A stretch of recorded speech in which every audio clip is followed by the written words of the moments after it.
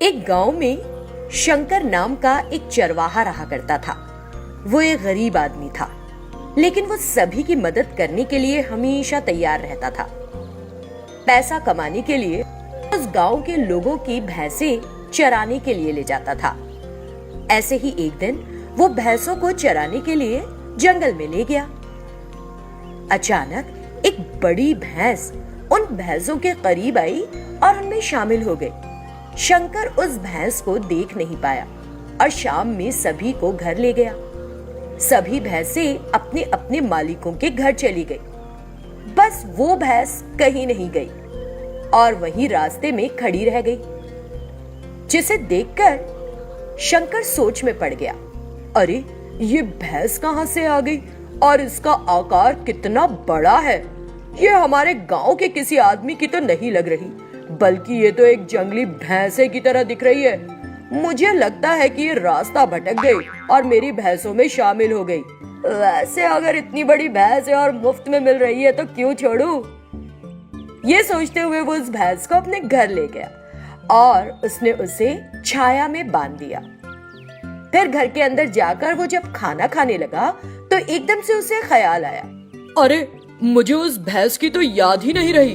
पहले उसे कुछ घास दे दूं, फिर मैं खाऊंगा। ये सोचकर वो बाहर गया और उस भैंस के सामने कुछ घास रखी, लेकिन भैंस ने ना में अपना सिर हिला दिया, जिसे देखकर शंकर ने सोचा, ये भैंस जंगल में उगी घास खाने वाली है, इसे ये सूखी घास कहाँ सुहाएगी, इसीलिए तो ना में सिर हिला रही है। मैं हरी घास ला कर देता हूँ, रुको। फिर वो हरी घास ले आया और उस भैंस के सामने रख दी, लेकिन भैंस ने बिना खाए फिर से अपना सिर ना में हिला दिया। ओ, इस भैंस को ये हरी घास भी पसंद नहीं आ रही, हैरानी की बात है। ऐसा सोचते हुए वो घर के अंदर गया और अपने खाने की थाली उठा लाया। अब मुझे देखना है कि ये भैंस दाल चावल खाती है या नहीं। ऐसा सोचकर उसने अपने लिए लगाई हुई थाली भैंस के सामने लाकर रख दी। वो भैंस उस खाने को देखकर बड़ी खुश हुई और उसने थाली में रखा सारा खाना पल भर में चट कर दिया। ये भैंस और भैंसों की तरह घास नहीं खाती है, ये तो हम इंसानों की तरह चावल खा रही है। मेरी पूरी थाली खत्म कर दी, अब मैं क्या खाऊंगा? ये सोचकर वो उस वक्त वहां से चला गया। अगले दिन से वो घास की बजाय उस भैंस को अन्न ही देने लगा। कुछ दिन बीत गए। एक दिन शंकर के घर में इतनी बड़ी भैंस देखकर 3 ग्रामीण उसके पास आए और पूछने लगे, शंकर, तुमको इतनी बड़ी भैंस कहां से मिली? ये बहुत बड़ी है और हमारी भैंसों की तरह बिल्कुल नहीं लग रही।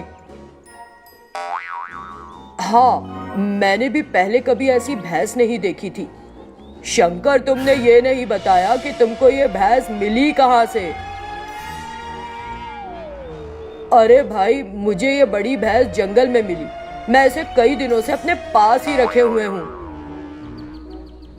हम तुमको इसकी अच्छी रकम देंगे, इसे हमें दे दो।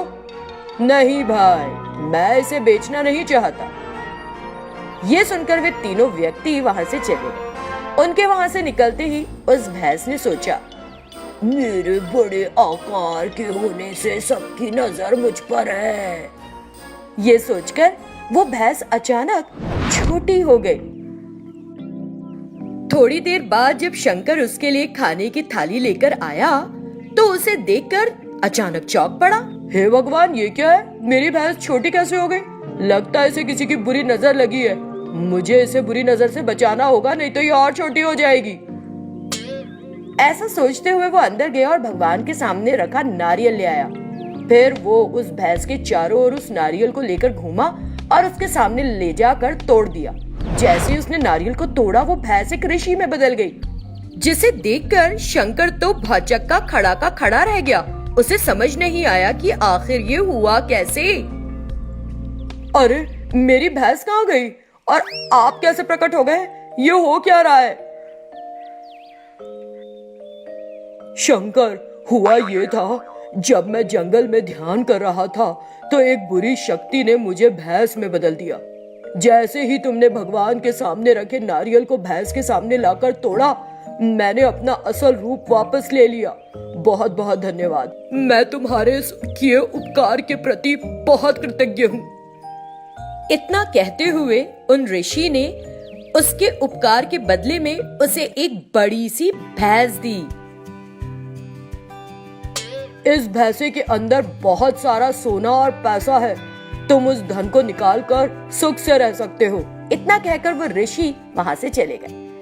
तब शंकर उस भैंस के अंदर गया और देखा उसके अंदर तो सच में बहुत सारा सोना और पैसा था।